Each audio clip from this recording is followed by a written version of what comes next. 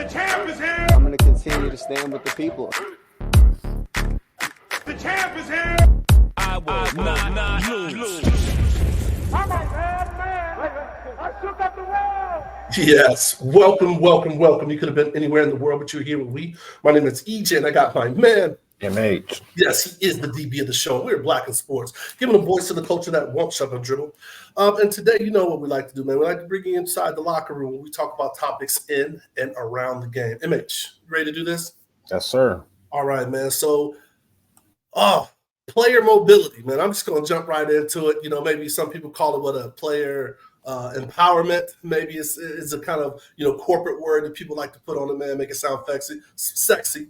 But player engagement, player empowerment. Man, what's your initial thoughts, man? Because it's like I see just the landscape changing. And I guess, you know what, before I have you jump in, I will ask you, will we credit LeBron James, the king, as the starter of this movement? I mean, maybe we maybe professionally. Let me not answer that so quickly, but probably like professionally. Okay. Yeah, I would think. It's funny when I think of player mobility, and this may get into other layers. I always think of blue chips. It's like obviously it was like the coach that kind of maneuvered everything, but it was very player, I guess, led type thing. Well, that's a great point, man. So should we start with college then? Yeah, let's start with college. Okay. So I mean, you make a great point, right? So blue chips, like you said, it was the maneuvering, but that was in the shadow days, right? Correct. So like now it's kind of, you do have the coach maybe telling what players he wants and needs to put together strategy for the players and the things that he wants. But now it's like, is it kind of even adjusting to where the players have that movement since it's legal? And for our listening audience, I put up the quotes. Yeah, no, I think it's funny. I think this has always been going on. I even have stories, not of my own, but because I didn't go to one of them universities, but some friends of just regular stipend money turned into I don't get that stipend money. What your stipend money looks different. What's that extra tax you got on that? So yeah, it's really interesting that it's legal now. And then I was even thinking, I went through a situation in college where our coaches got fired, and we were waiting on other coaches to come in, and that thought of not really knowing what's going on with the new coaches, in today's world, I probably would have been like, let's go try something else. But that option didn't even exist. We've talked about it on several shows that, it wasn't as easy to just, transfer. So, yeah, it is really, and even red shirts, I firmly remember when we were playing that if you played, your red shirt was gone. Yeah, now they got 4 whole games, and then they can decide, I want a red shirt. So it is a different era. Total different, right? So I mean, we've just seen that here locally, right? Yeah. With UNLV, and of course, it was just because the way it happened, and UNLV was just on such a historical start that it just probably made bigger news than it would have been. So, but like they say, any news is good news, right? To get your brand and things out there. But sure. it just made a different dynamic, right? Like what you say, won the red shirt year, and then for someone being able to play a certain amount of games, and then for them to dictate, say, hey, you know what? Like, I don't like this situation here for whatever reason. This was pointed more to NIL, and we can kind of get into the NIL conversation, but it was dictated like, hey, I didn't like this situation, so I'm out. And there's no penalty for it, which is so crazy. Yeah, I mean, in that case, as a starting quarterback, and there's been some other cases of other starters just doing whatever they got to do. It's really interesting. So definitely, on that kind of that frame, and just the portal, right? So within the portal, then you put the business aspect of NIL. It's just really the players dominating, and we slowly start to see it. Where you saw the kids when they were looking for the business decision of, hey, I'm about to go to the league.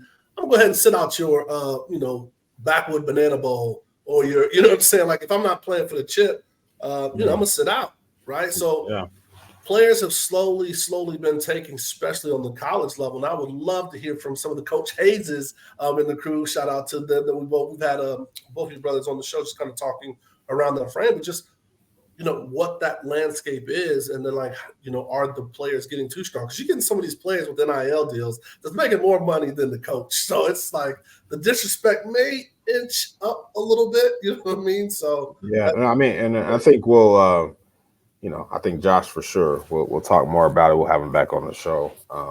But what things I've learned from him just in this new landscape of what are you dealing with is.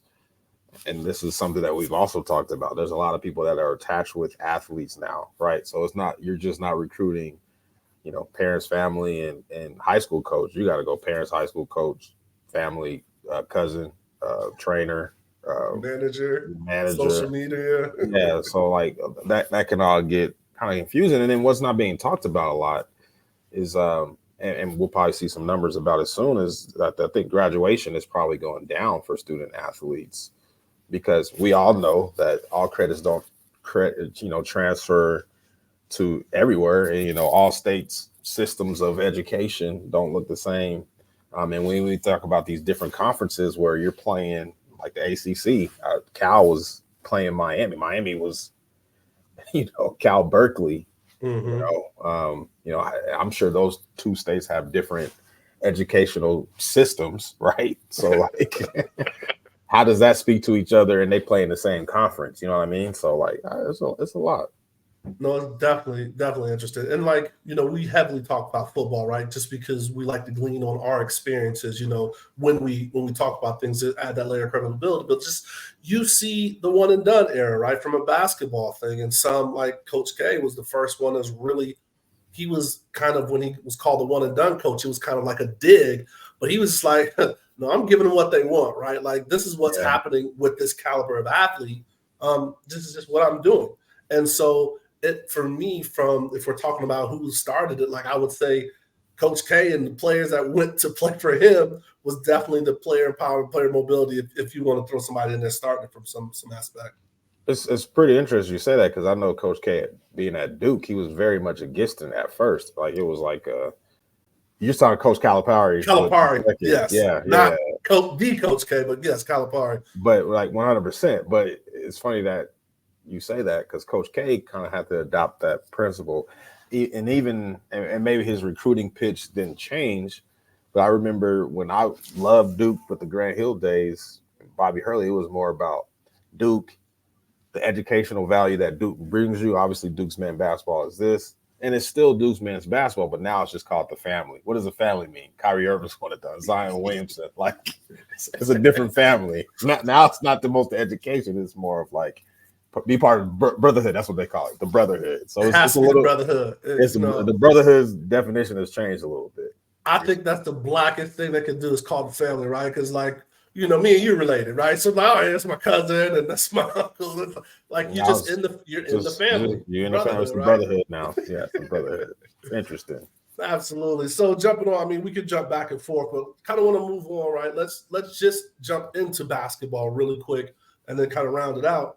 So we opened the show, LeBron being, if you Google it, right? LeBron comes up, Peyton Manning comes. So there's a couple of people that comes up.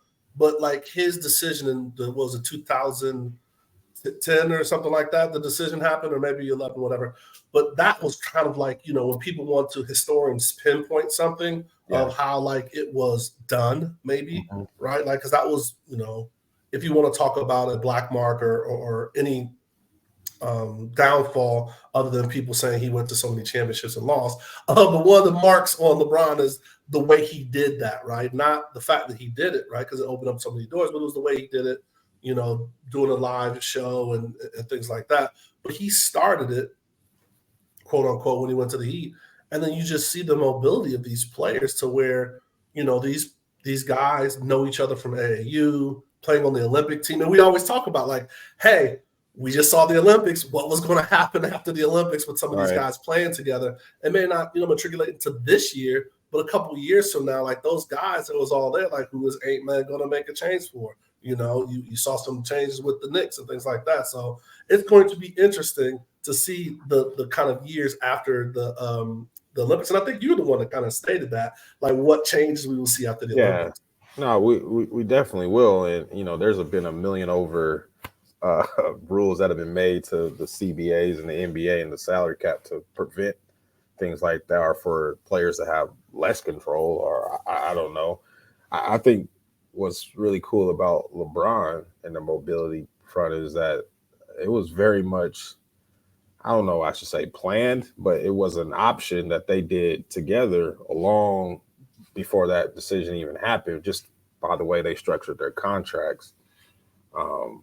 So, yeah, I mean, you know, kudos to LeBron for having that vision, or whoever was supporting him, or how that even worked of that. And I think, you know, obviously we know that his thing, they were three really top players with the same draft class that kind of worked it all out to make it happen. It just sucked that Melo didn't get into the party, man. Like, why? Yeah, Melo was like, yeah, I need that cash now. I ain't trying to get a year less. I think Melo talks about it in one of his recent little interviews of why. Oh, we gotta find that, man. Yeah, we'll have to find it and clip it. Something like, you know, it was the lockout come in and all kinds of stuff. He was trying to guarantee his bread. So absolutely, that's interesting. Yeah. Hey, they said I'm coming off the bench. They said I got to come off the bench. Shout out to Hoodie Melo, man. So I think another point that you brought up, let's transition to football. So we cover them all and then we can interchange, but it's contracts. And I think that is where football started to learn, right? Because the mobility is not as easy and you don't have that power because there's just so many elements. And like you said, the CBA, and then just the way those franchises run, right? Because unless you're in a couple of key spots, you really don't have the autonomy, authority, and like especially if you're a running back now in the NFL, they just treat them so dirty, right? Like the running back used to be a key position, and then ever since Shanahan had like 3 or 4 2,000-yard rushers over at Denver, people started like, oh man, it's a system. We don't care who we put back there. But it's the contract. Go ahead, what you had? No, it's funny when I'll let you get into like the contract, because I have this argument is that in the real world, I think the NFL is probably even set up better than the NBA is. It's just there's more mouths to feed when it comes to like contract and mobility and things of that nature. Because in the NBA, you know, it's like max contract, and in NFL, it's not really a max contract. You're just kind of basing your value off the league kind of average. But if a team wanted to pay somebody, you know, $80 million just because I want to pay you $80 million, they could, you know. Absolutely.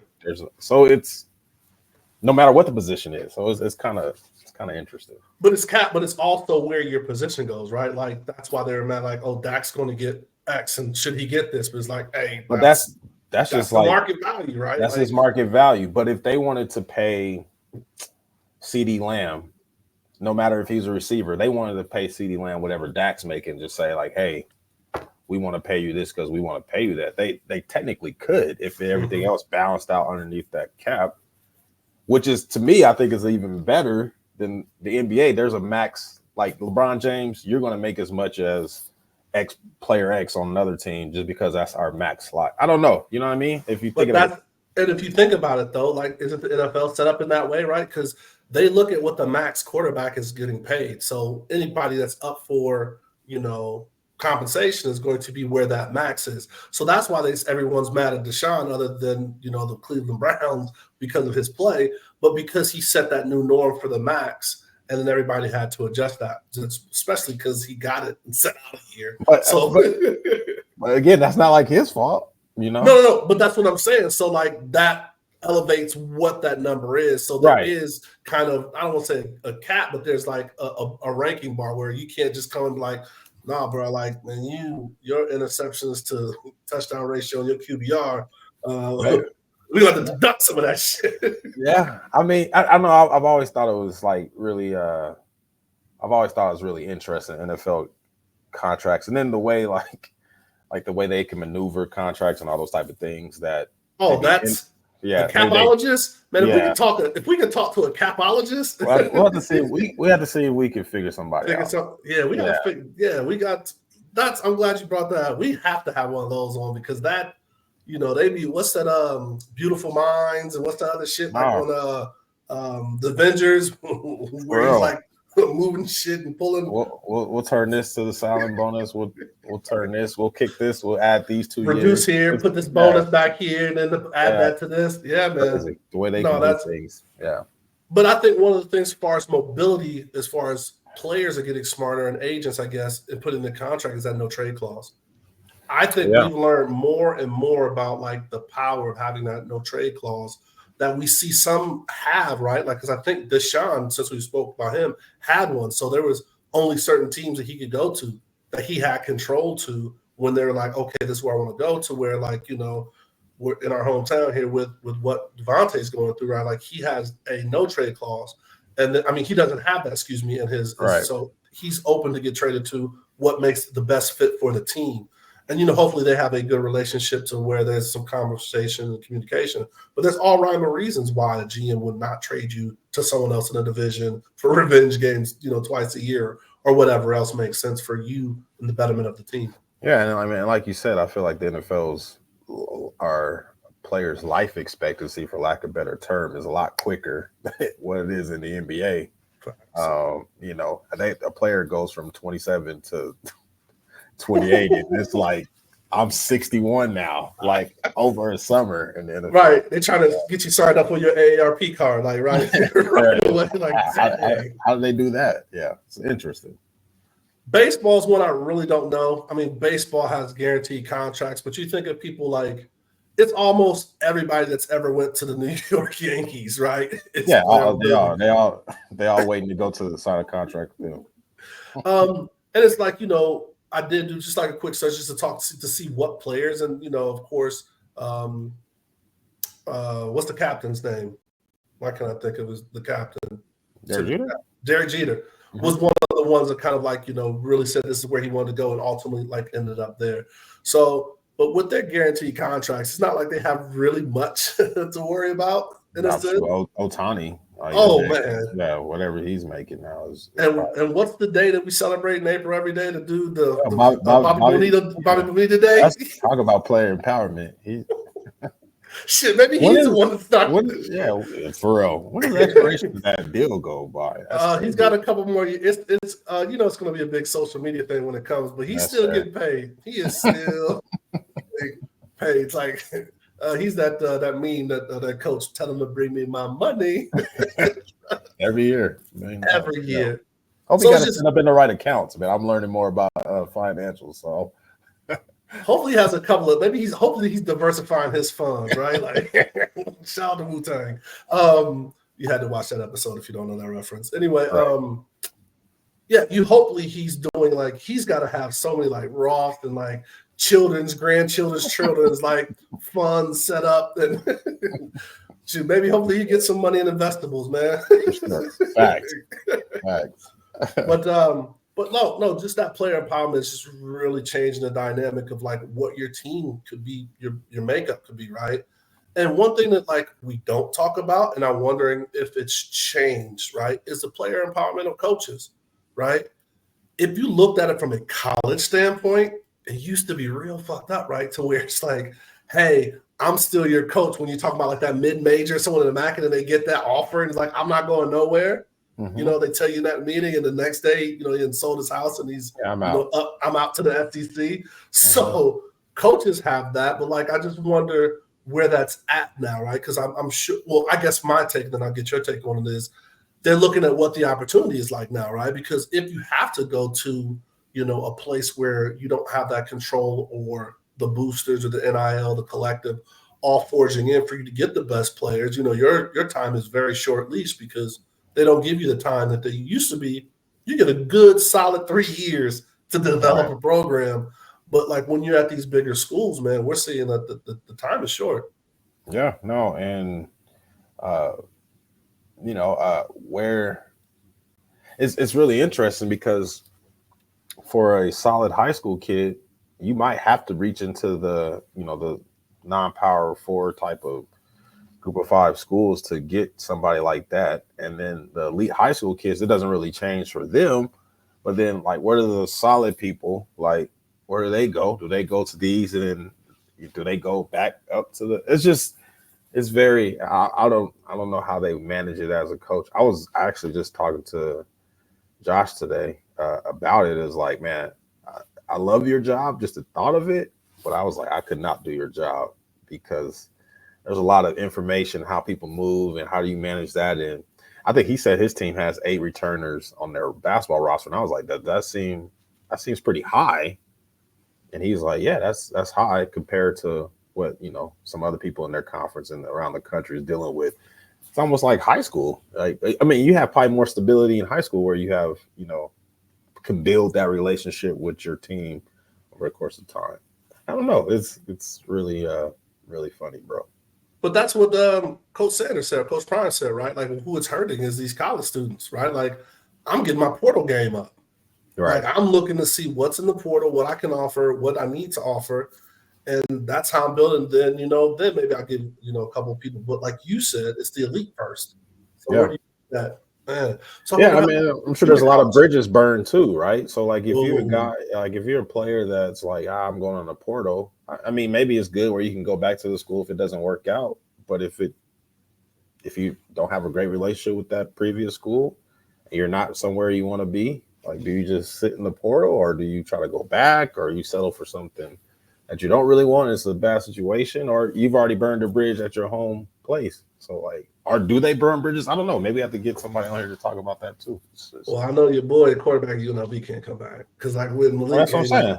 Like, what? Like you better find somewhere else. And now it's like, it's that question is, okay, yeah, you got to 4-0, but was it you or the system? Because we got another quarterback in there that's keeping things close, right? Like, so we could easily be 6-0 right now. Yeah, he might have showed his cards too quickly or something. I don't know.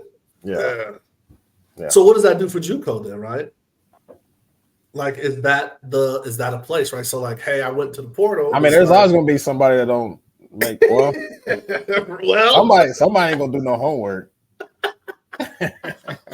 Oh man, I hope they bring back. What was our show, man? Last Chance You. Last Chance You. There's always gonna be non-qualifiers. Oh man, bring that back. We need a couple more episodes of that, man.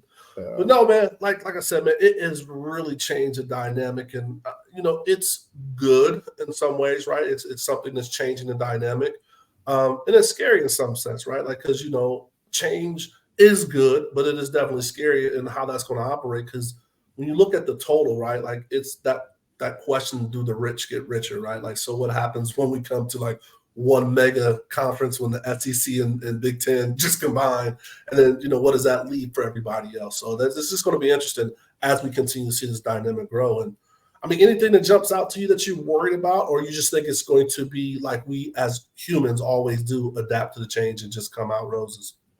Yeah, I mean, I only have the perspective of a person that went to college and was an athlete as a student athlete, because I went to one of those universities that literally I had to be a student athlete. I had to get something out of it.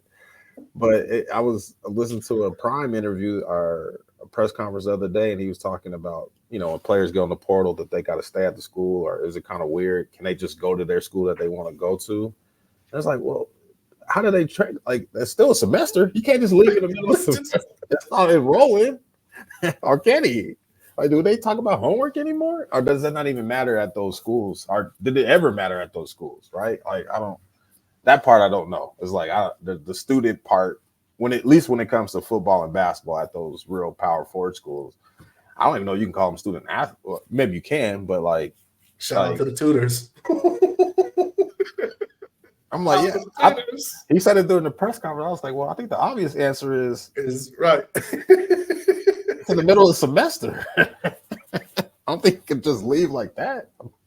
He'd be dropped out of school. He got to finish the semester. That's what I thought the obvious answer, but nobody said anything in the press conference. So I was like, let it ride. Yeah, maybe I gotta read up more on that, man.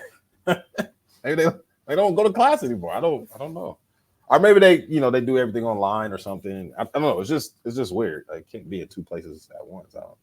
Totally different. Yeah. And then I think the last phase, and this one just hit me really. I didn't have these in the notes as we prepared, but like, what does that do to the fan, right? Like, does the fan really hate this, right? Because I think that, unfortunately or fortunately, however you want to look at it, like I didn't go to one of those schools like we just talked about, right? Right. To where, some of these people, they roll tide to this day, like with deep conviction, you know what I mean?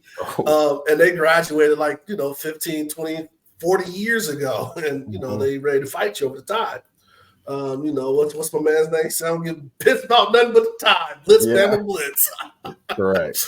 But with those people that go to those schools, how are they feeling if they lose this quarterback, or is it just next man up, long as it's school? Which is different when you look at the professional side. It's like, hey, not Tua, but Tyreek, Tyreek Hill, that was my guy at, for Miami now. Is he going to go back to KC? So I just wonder what that effect is on the fan, college. And probably doesn't affect college as much because it's a program-centric look, maybe. I don't know. I don't know. I don't want to keep referring to a certain program or a certain individual or coach for this subject, but I kind of feel like, from what I remember, you had your Reggie Bushes and other world, but they were still at USC, they stayed. But it was still USC. Like, it wasn't just Reggie Bush, it was OJ. It was, I didn't even start with OJ. Shout out to OJ. Rest in peace.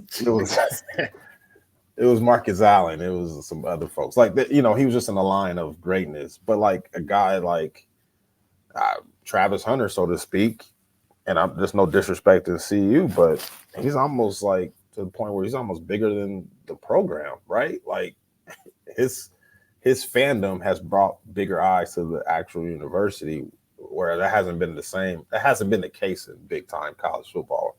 And so maybe that's changing. I said that all to say that maybe that is changing slightly, where the athlete, who this person is way before. And them going to a school is a byproduct of you knowing you're a fan of the school because the kids since high school. I don't know. I don't know if that's changing or whatever the case is. But then does it add to it, right? Because then you start like, okay, are we going to watch, Buffs football next year, right? Right. But I'm sure there's a generation that may be beneath us that's like, I'll watch the Buffs when Shedeur Sanders and Travis Hunter are there. But if next year, I'm gonna be an Alabama fan because Ryan Williams is 17-year-old getting it. You know what I mean? Like, right. And Kai Cenat's over there on the sideline. Like, you know what I mean? Like, no facts, right? All right. So, like, I don't know if they have the loyalty to a university or a place like we did. We grew up there. They got loyalty to personality. So, I wonder if that changes.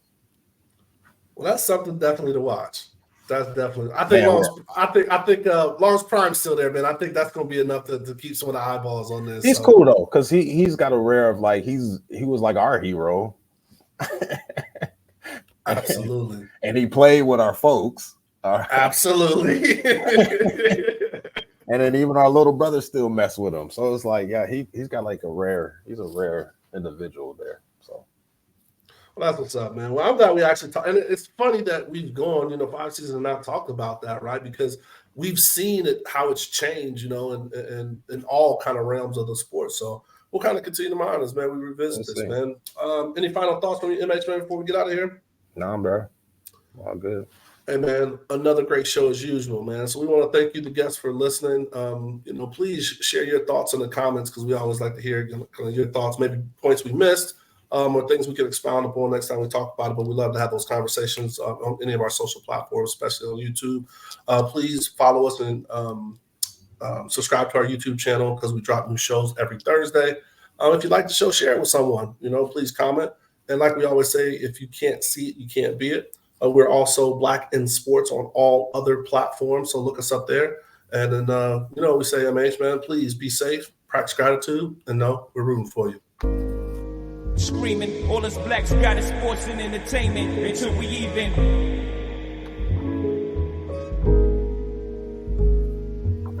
Assuming I'm rooting for everybody that's black. Yeah.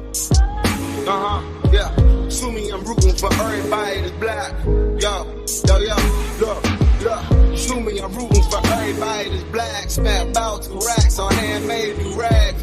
Sue me, I'm rooting for everybody that's black. That's everybody from sports to college class to rap.